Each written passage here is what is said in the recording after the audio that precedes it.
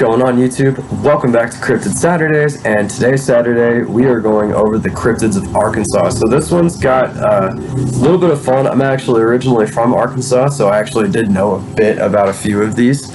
And so yeah, actually it's going to be kind of fun. You get to talk about something that's pretty close to where I actually grew up. So I heard one of these for sure. It was a story that my grandparents told me so I wouldn't go run around in the woods at night. Which is what a lot of these cryptids end up actually being. So without further ado, guys, like I always like to say, please go ahead, like my channel, or like this video, subscribe to my channel, turn on that notification bell so you never miss a video from me, and drop a comment down below with whatever you guys would like to see me cover in a future video. If you can find some that are cool, that's awesome, and I'll try and cover them as soon as I can. Also, like I've been doing on these, a lot of these don't have pictures, but they have really good descriptions or vague descriptions. So if you guys see this video and you want, please go ahead, and if you're really good at artists, or even if you're not, try and draw what the picture of the cryptid that it's describing, and send that to me on Instagram, and I'll post it on my Instagram, and I'll tag you in it. And yeah, I think that'll just be like a really fun way to kind of, for you guys to like include yourselves with these videos and things, and just kind of grow our family here. So without further ado though, guys, let's get into this video, the Cryptids of Arkansas. So like I always like to say, guys, I don't own the rights to this articles. This particular article is on BentonvilleBuickGMC.com, which is the weirdest place so far. I have actually found a video about these, or an article about these cryptids. I don't know why the Buick place in Bentonville, Arkansas actually has its own newspaper, I guess. It kind of makes sense, but I guess we're going with it. Because they had all the ones I wanted to talk about, so that's what we're going with. There were a few others, but they were kind of out there. Monsters of Arkansas. McClarty Daniel Buick GMC.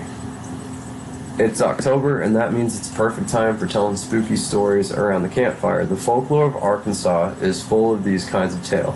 From wandering ghosts to spectral trains, haunted hollows to wraith-haunted hotels. You can believe them or not, but they sure are a lot of fun to talk about when the wind is hooting and the eaves on a long October night. One of our favorite subjects when it comes to the weird and spooky in Arkansas is the state's many purported cryptozoological residents, monsters like Bigfoot and Loch Ness Monster that science says doesn't exist. But which legends of eyewitness claims to have seen in the flesh? The natural state is home to several of these legends, and many of the tales include steadfast sightings to back up the claims. Seen below are our favorite Arkansas monsters stories from myth and legends, so read on to learn more about the beasties and grotesqueries that are said to lurk out there just behind the firelight. The White River Monster, seen at least 1915. See, people in articles write weird. Residents of Newport in far northeast Arkansas have been reporting sightings of a fearsome river monster known locally as Whitey in the muddy waters of the White River. The beast, the best early eyewitness account of the creature comes from July 1937, when a wealthy, respected plantation owner named Bramlett Bateman claimed he saw the monster in the river, describing the creature as having slick gray skin like a seal, blowing up great gouts of water from a blowhole, and being wide as a car and 3 cars long.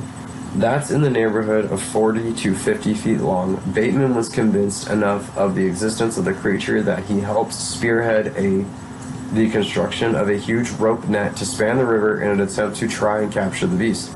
I wonder how many other things they caught, because that's a pretty big net. Former Navy divers were even brought in to look for the creature underwater, but to no avail. Whitey apparently disappeared until 1971, when witnesses along the White River again claimed to have seen a gray-horned monster more than 20 feet long thrashing in the water. Investigators later found a trail of 14-inch long footprints, each with 3 toes, along the riverbank, with some experts suggesting the monster might be a wayward manatee or elephant seal. Interested in the case that in 1973, the Arkansas state legislature tongue planted firmly in their cheek created the White River Monster Refuge, making it illegal to harness or harm the monster. Though the White River Monster is now a protected species, sightings have dropped off precipitously in recent years. I'm sorry. I broke myself on that one. I don't know. I find that one funny that they actually have, it's now a designated wildlife reserve for just that thing. You know what it almost sounds like though? It almost sounds like they were seeing alligators. I mean, I know alligators aren't quite normally that far north, but I mean, they can be. We had an alligator here near me that was living in a pond that nobody even knew about for years. And it, like, I guess had grown from like not very, like 2 or 3 feet to like a 9-foot long alligator. And no one thought they could even survive up here through our winters. So, I mean, I think that could have been an alligator, personally. That's just my explanation. I mean, who knows? Maybe the White River Monster's legit. Maybe they're just seeing gar and duck or crane footprints that were, broken or something. The Ozark Howler. The Ozarks at night are full of strange sounds, and Arkansas folklore suggests that the most frightening of those sounds may be produced by the Ozark Howler, a frightful creature native to North Arkansas and southern Missouri, which is rumored to produce unearthly cries to chill the bone of anyone who hears them. Descriptions of the howler are all over the place, but the general consensus is that it is a monster the size of a large bear with shaggy hair, a thick and stocky body, glowing red eyes, and the horns and beard of a goat. I mean, please, if anybody watches this and you have a heart, I need to see pictures of that description, the Ozark Howler, please. I'm gonna look it up online, but I really want someone to just like go crazy and draw that for me. Other accounts say that the howler is a giant cat around the size of an African lion with a coal black hide and glowing eyes. What all accounts seem to agree on, however, is the howler's terrifying cry, which has been described as a combination between a woman's scream and a wolf's howl. Stories of the beast have been circulating around campfires in the Ozarks since at least the early 1800s and have melded somewhat with accounts of the Arkansas's Black Panther, a large cat that the Arkansas Game and Fish Commission claims does not exist in Arkansas, even though there are several reported eyewitness accounts every year. Meanwhile, cryptozoologists, true believers in monsters, and which they call cryptids, suggest that the creature may be an American cousin to the famous Black Dog of Death that exists in the folklore of Scotland, Ireland, and England, with the beast having followed the many Scots, Irish, Ozark settlers to their new homes in America. So I think that is right on the money. This is a Black Panther. Like I said, I'm from Arkansas. I didn't even know Black Panthers weren't real until I was an adult, because everybody in Arkansas believes that Black Panthers exist. I do believe, however, that we have had actual sightings of a melanistic panther now, so maybe they're just not as common. And there's black jaguars, and everybody calls black jaguars black panthers too, which is another fun thing. So I don't think there's jaguars that far north, but black panthers, there's definitely panthers, mountain lions, cougars, whatever you want to call them, in Arkansas. And some of them, just through sheer numbers, at least 1 or 2 of them had to have been melanistic, and that's what everybody is seeing. So I'm 100% certain that this particular thing is probably just a panther. Good old Falk monster. I'm very, very familiar with this one. This thing probably gave me more nightmares as a kid than any other cryptid we're going to talk about this entire time. The Falk monster has the state's most famous legendary creature. The Falk monster is named after Falk, a tiny town in Miller County in the far southwest of the state.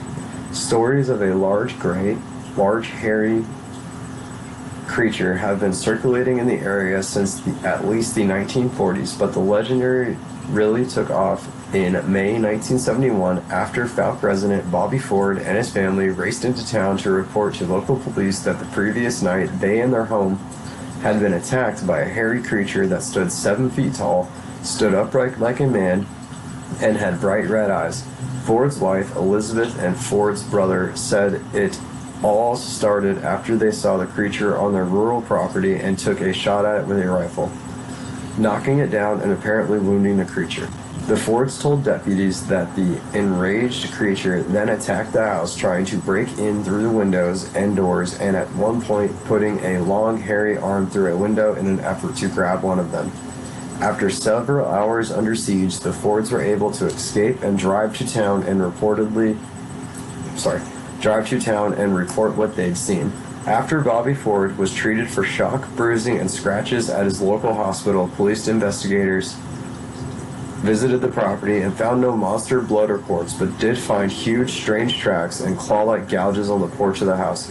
Newspaper reports of the event the next day coined the name the Fouke Monster, and the story became a nationwide sensation. After it was reported on the Associated Press and United Press International Wire Service, that surge of interest led to the 1973 low-budget film The Legend of Boggy Creek, and a sequel which have since become cult favorites. As for the Fouke Monster, sightings in the area have slowed to a trickle in the years since the purported attack on the Ford's home. Yeah, I honestly think now it's just more of like a scare your kids away bedtime story kind of thing. But like, it's pretty much Bigfoot. That is what that is. It's just a different kind of Bigfoot is what everybody thinks. But the solid answer there is like, I don't know what it could have been, because it doesn't make sense just from the people's story. Has always confused me, because it's like a bear, they probably shot at a bear, I'm thinking. And then maybe since they injured it, the bear just came back.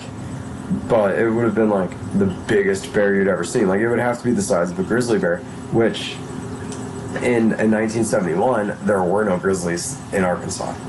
I don't know if there's ever been grizzlies in Arkansas. Like, I'm sure there probably were at some point, but like, I would have to say that like, that's what it sounds like to me. If I had to say like, this was an animal, I'm saying they shot and pissed off a grizzly bear. But there's never any real, evidence, I guess. So in my brain though, as a kid, like, no, this is the Fouke Monster. The Fouke Monster is real, and he will get you. If you wander out in the woods at night, or if you hear like crazy screams and things, like, that is the Fouke Monster. The Goro. The Arkansas monster with the most tenuous claim on reality is the fearsome Goro. Took root in the state's pantheon of monsters based on a single story that appeared in the Arkansas Gazette PM January 1st, 1897. The story, with a byline by reporter Albert Smithy, purported to be the account of a Little Rock businessman named William Miller, who said that while traveling on business in the tiny town of Blanco in Sarcee County, he had learned that a hideous monster called a Goro was killing livestock in the area. After forming a posse, Miller told the paper they tracked the Goro to a cave scattered with bones. There they set up an ambush for the creature, but it got the drop on them by emerging from a nearby lake with a fearsome roar that caused the earth to tremble. In the account, Miller described the beast as 20 feet long, with twin tusks, webbed feet, claws, horns along its spine, and a whip-like tail with a sharp blade on the tip. In the ensuing battle with the posse, the creature reportedly killed several horses, uprooted trees, and tore a man's leg off before they were able to bring it down with sustained rifle. Okay. Miller claimed to have sent the creature's body to the Smithsonian Museum in Washington, D.C., but it never arrived. Since that account, the legend of the Goro has grown, including a witness who said he had encountered a Goro at Devil's Hole in Boone County. Like the original story, however, these accounts are littered with the hallmarks of fanciful Ozark folklore and should probably be taken with a grain of salt, maybe two. There's a lot of weird stuff lurking around the woods, hills, and hollows of Arkansas. I've never heard of the Goro before until this video, and quite frankly, like, let me just read this description again for anybody out there who's gonna draw these things. Like, please draw me this one as well. Like, it was like between this one and that first one, the should be Black Panther thing. Listen to this. It emerged from a lake with a fearsome roar that caused the earth to tremble. So this thing was giant. In the account, Miller described the beast as 20 feet long with twin tusks, So like tusks come out like this. It's not even teeth going straight down. Like it's tusks though. They went out from its face. Webbed feet with claws, horns along its spine, and a whip-like tail. Basically, the dude found a tusked sea serpent. But it's not like, I mean, I guess it said it came out of the water or a nearby lake, so I guess that makes sense. But it's like, I mean, I don't even know what it could be. Nothing we have would make sense, especially not anything in a lake, and nothing that could literally kill, like with a spike, a sharp blade on the tip of its tail. Like, this thing is straight out of fantasy, but it apparently killed horses and things. Like, this is apparent, like, if this is imaginative, it is really, really imaginative. And he said he sent it off to the Smithsonian and they never found it, or it just never arrived. Which, I mean, who knows? Like, maybe it didn't die, but, like, I doubt that. I mean, it was 1897. Like, that's not realistically that long ago.